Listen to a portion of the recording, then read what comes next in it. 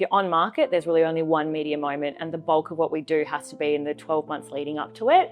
To then, again, that project being on market, it's the last 10% push. Absolutely. It's building that integrity and confidence before we even launch, which then obviously helps us from a sales perspective.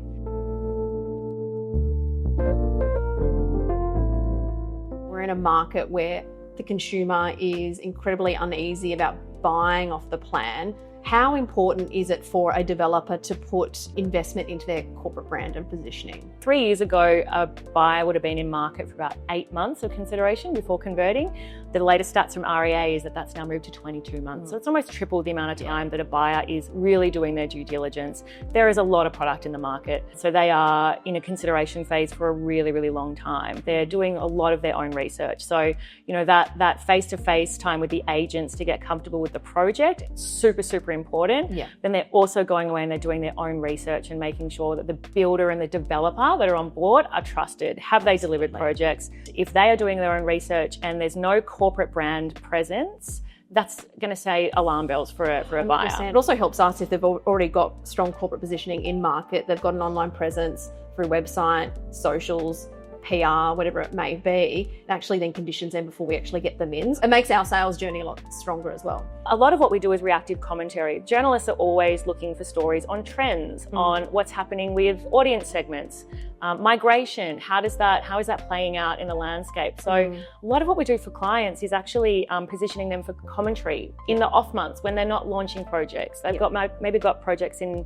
planning, but nothing on the market. And that means that those stories are starting to bank up and build their digital footprint. That might take 24 months. So when a buyer then goes and researches them, goes, oh, this developer has been, really active in the market. They're in speaking opportunities. They've been on podcasts. They really, really are specialized. They know what they're talking about. I therefore trust this buyer. Absolutely.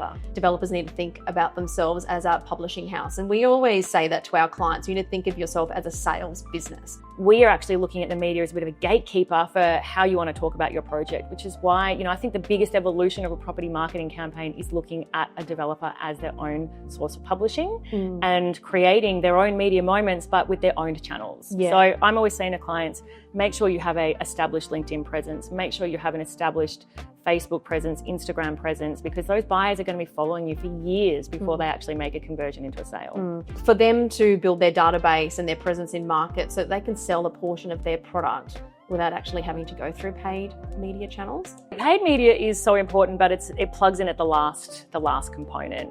If you can build the storytelling of, how you source your collaborators, how you're working with those collaborators, how you're sourcing the materials, and what's important to you as a developer, how important is the finished product? Like, all of those conversations are not the conversations that are going to sell at the very, very end, but it's going to bring that buyer along the journey. So when they get to that phase, they're out of consideration, they're then actively in that funnel, then, paid media is the thing at the very end that converts them. We're very strategically led. We have a framework before we take it to market. Where are you best placed in that journey? Like, when would you ultimately want to be brought in and embedded into that campaign phase? PR and comms is often thought of as the plug and play at the very end when you're ready to launch your project. And often we'll come on board and there are, 10 media moments that could have been utilized to strengthen that brand before we get to that point. Yep. So we always say, bring us on board for a component of time at the beginning, in that planning phase with the sales and marketing agency. Let's all align on the USPs and the collaborators, and we can then share strategically, right? What the architect brings is not necessarily a media moment in itself. So don't rely on that to get media coverage, but how the architect's been utilized, absolutely that could be a media moment. And often it can be as simple as finding the ways to bring the interesting parts of your project to life, to really strategically roll out those messages in line with your key sales moments. So it's super important. Yeah, a developer that may not have brand presence or a lot of previous experience, how can they elevate their brand by collaborating with other lifestyle brands or maybe collaborators I would always say to a developer who doesn't necessarily have the luxury of having, you know, a 5 or a 10-year brand behind them, it is never too late to start building that. And the best way to do that is to create partnerships where you are leveraging an established brand and leveraging their established audience demographics. It could be something like an awards platform. You know, if there's a really strong retail presence for that developer, could they be sponsoring the Eat Drink Design Awards, for example, opening up an entire, you know, audience segment through their authority that we can position there. We can actually fast track creating longevity in a corporate brand, you know, if we have, say, 6 or 12 months to build that. Yeah, absolutely. Something that we're coming across quite frequently is the challenge that developers are seeing PR as a nice to have rather than a strategic lever. We're talking about, you know, brand activations and events and cross collaboration. How do we change that mindset? Think about it. A buyer could have 12 individual touch points. They might see an out-of-home billboard. Then they might be invited to an event.